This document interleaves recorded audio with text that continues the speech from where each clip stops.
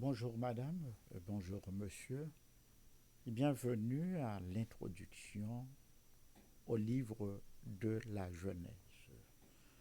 Au commencement, Dieu créa les cieux et la terre.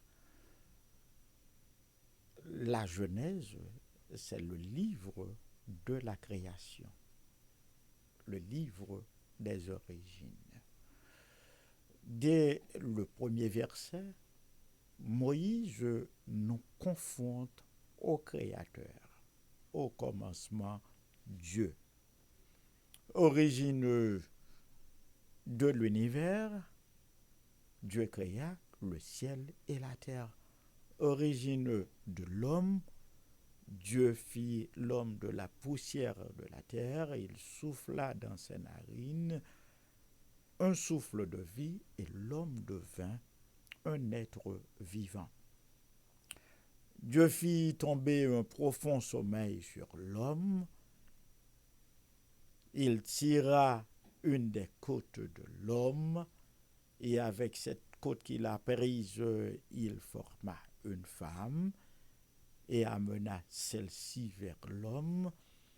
Et l'homme dit, voici cette fois-ci celle qui est os de mes os et chair de ma chair. On l'appellera femme car elle a été tirée de l'homme. Euh, que peut-on retenir de Genèse 1 et Genèse 2 en grosso modo? Eh bien, c'est que Dieu créa le temps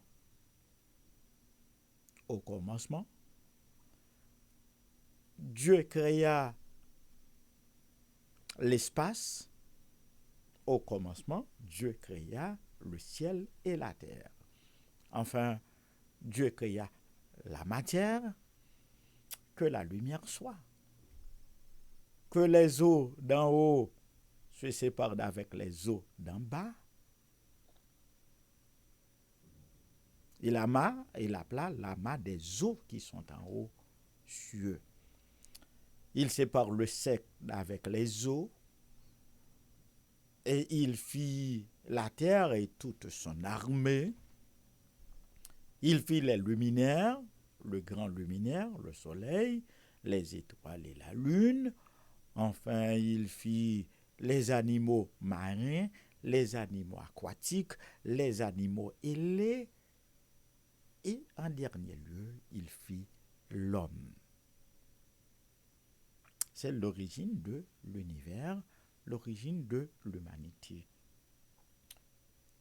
Au chapitre 3, nous voyons l'entrée du péché dans le monde. Et le premier péché dans le monde, c'est le péché de la désobéissance, péché commis par Adam.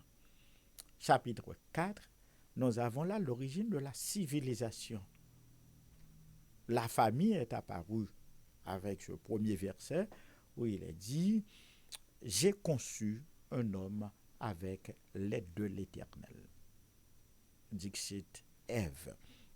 L'origine du mode de travail, Caïn était agriculteur et Abel était berger. Origine du meurtre, le premier meurtre dans le monde, le premier meurtrier, c'est bien Caïn. Et comment construire et bâtir des villes. Donc, on a la vie sédentaire qui est opposée à la vie nomade. Le nomadisme. Vous allez voir que le père de celui qui habite sous des tentes, comparé à Caïn qui s'est bâti une ville et l'appela du nom d'Enoch, le nom de son premier fils. On a toujours dans l'origine de la civilisation l'apparition de la polygamie. Le mec, un petit-fils de Caïn, eh bien, s'est mis en couple avec deux femmes.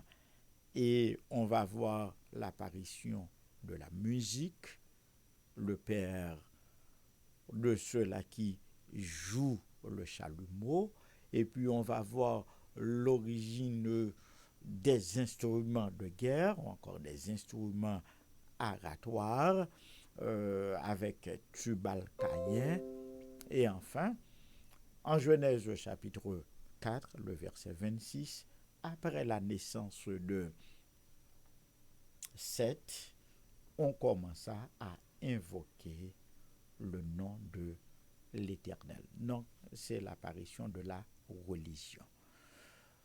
Je pourrais parler de l'apparition des nations, Genèse chapitre 10, chapitre 11, et Genèse chapitre 12 marque le début historique du plan de la rédemption.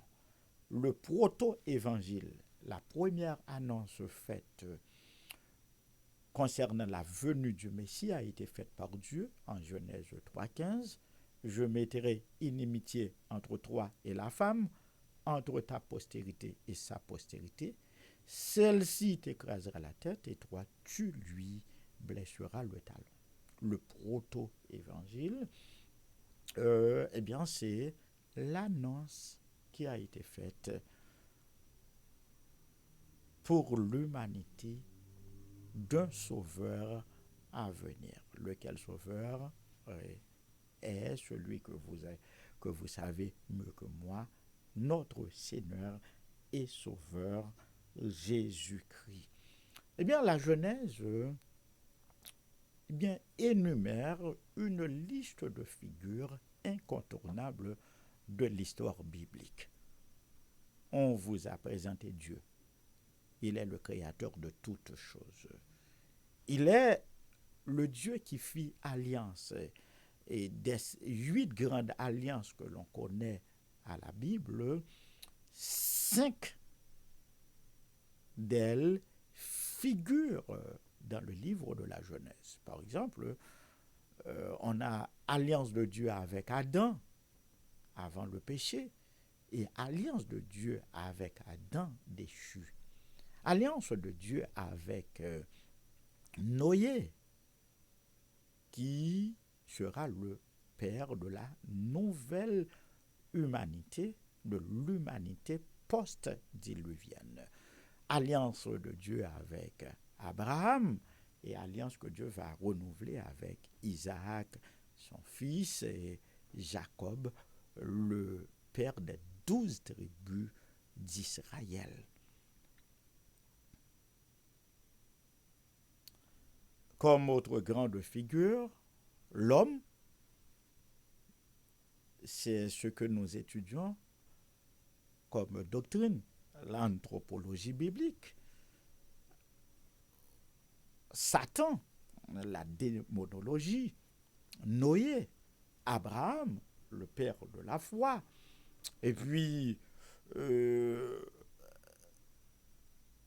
on va lier connaissance avec Lot, le neveu d'Abraham, qui a habité vis-à-vis de Sodome et Gomorrhe.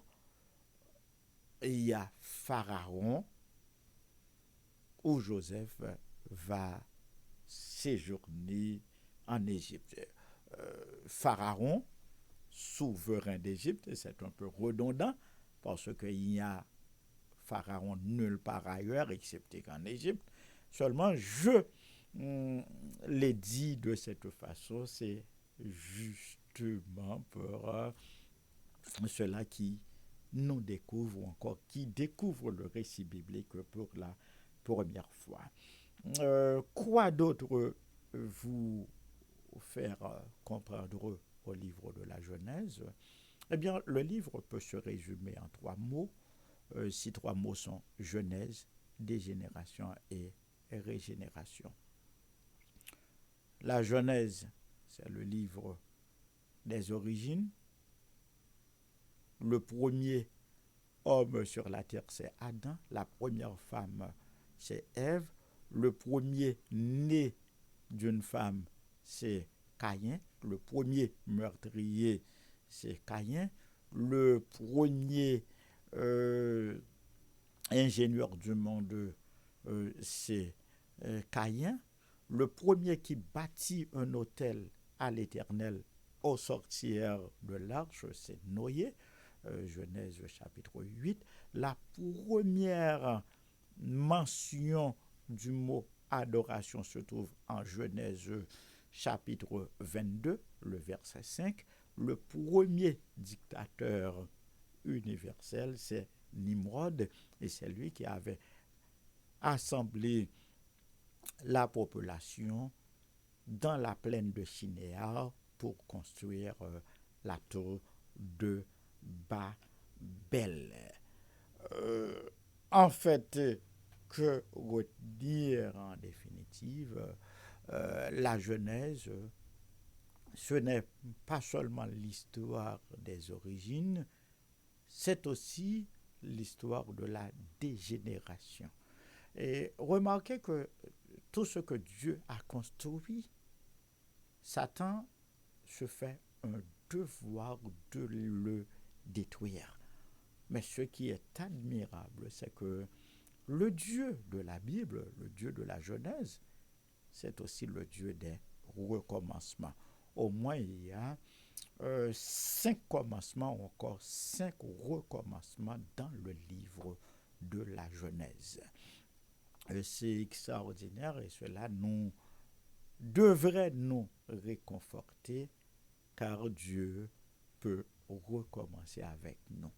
Et enfin, le dernier mot pour comprendre la Genèse, c'est la restauration. Eh bien, c'est assez extraordinaire. Le paradis perdu en Genèse 3, suite au péché d'Adam et Ève, sera retrouvé au bout de l'aventure dans le livre de l'Apocalypse. Et voici Dieu qui se fait une gloire de juger le péché, jugera Satan, il mettra un terme aux velléités de Satan, il va tout faire à merveille. Puisqu'il fait tout à merveille, nous avons rendez-vous dans l'éternité avec lui pour une adoration éternelle. Qu'à cela ne tienne, et je sais que vous avez comme moi hâte d'y être et le temps de nous retrouver pour une prochaine vidéo. Je suis votre serviteur et ami, le pasteur Dalzon, et que le Seigneur vous bénisse.